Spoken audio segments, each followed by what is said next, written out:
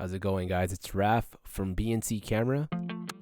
In today's world of content creation, where taking great photos and videos seem to only be a click or tap away, it can be surprising for people getting their start in photo or video that there's more to syncing up what's in your mind with what ends up on the back of your camera's LCD screen.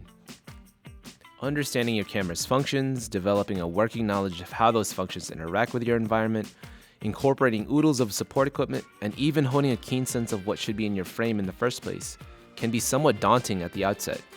But it is only when all of these elements are working together harmoniously that a great shot is captured.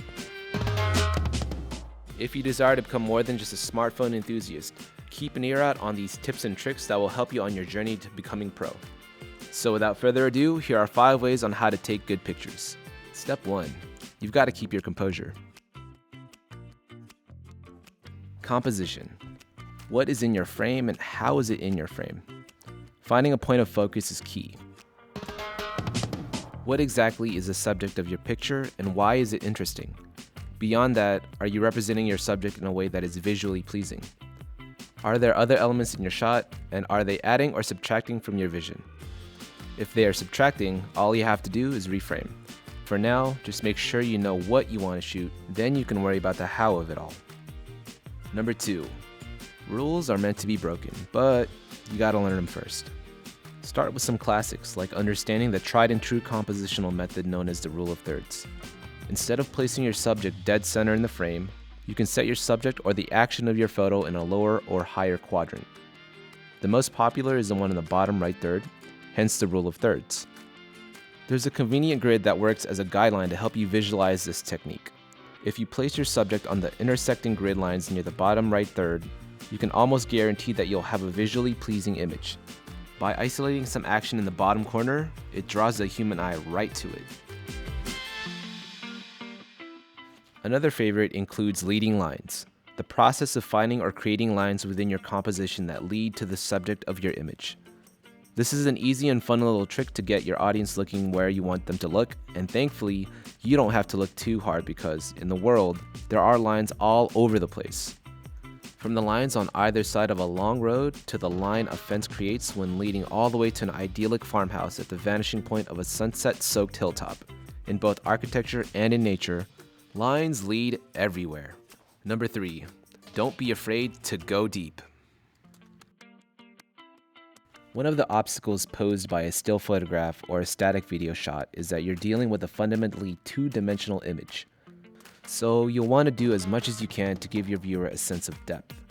This can be achieved in a few different ways, and before you dive into your camera menu, try mastering the more straightforward method first.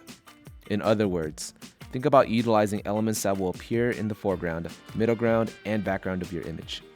Simply by giving the audience visual anchors, which exist on the different planes of your picture, the viewer will be able to get a better sense of where your subject fits in the expansive world that you're trying to capture in a single snapshot. Once you feel comfortable incorporating depth into your compositions themselves, you can experiment with your lens's aperture, which will affect what's known as a depth of field.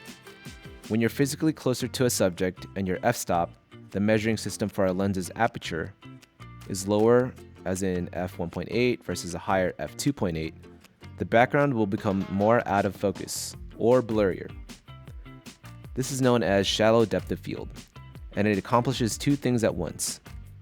It isolates your subject in the frame so we know exactly where to look, but by also mimicking how our eyes behave, focusing clearly on subjects in front of us and less clearly on details behind those subjects, an intuitive sense of depth is created. Number 4. It's not your gear, it's you. But some equipment does help.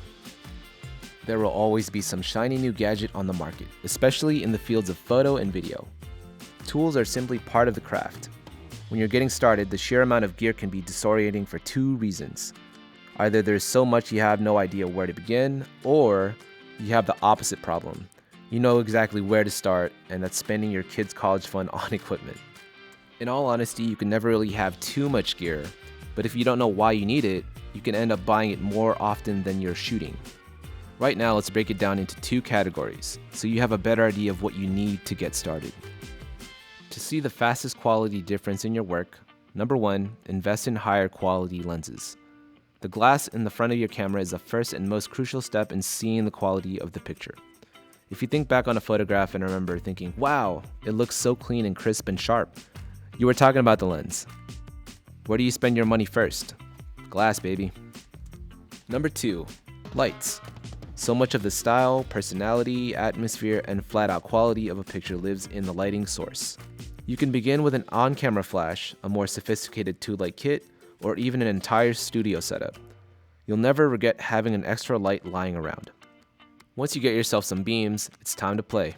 Move the lights, dim them, bring them closer or further away from the subject, modify them with softboxes, grids, reflectors, and diffusions. Besides your composition, your choice of lighting is how you speak to your audience as an artist and as a craftsperson. And number 5, get to know your camera. Maybe take it on a vacation or two. Think of the camera body as a brain, and then think of the lens as the eye connected to that brain. Luckily for us, we don't have to manually change the settings of our minds for them to tell our eyes to see. But that's a little bit what it's like with photography. Many people expect that out of the box, the camera is going to deliver you great photos. And in auto modes, it can get close. But the more you learn about photography, the more specific your vision will become. And that's when you need to know how to play your camera like a fiddle. The best advice there is just test, experiment, and play. Change a dial, turn a knob, see what it does. If you get too far off the beaten path, there's always a factory reset button. Once your camera feels as comfortable in your hands as an old catcher's mitt, you'll be able to go out on a photo-taking excursion with confidence, ready to capture whatever happens to cross your view or crop up in your mind's eye. And once again, this is Raf from BNC Camera. Be sure to like our content and be sure to also subscribe to all of our social media platforms. Facebook, Twitter, Instagram. And yeah, guys, we'll catch you next time. Thanks for watching.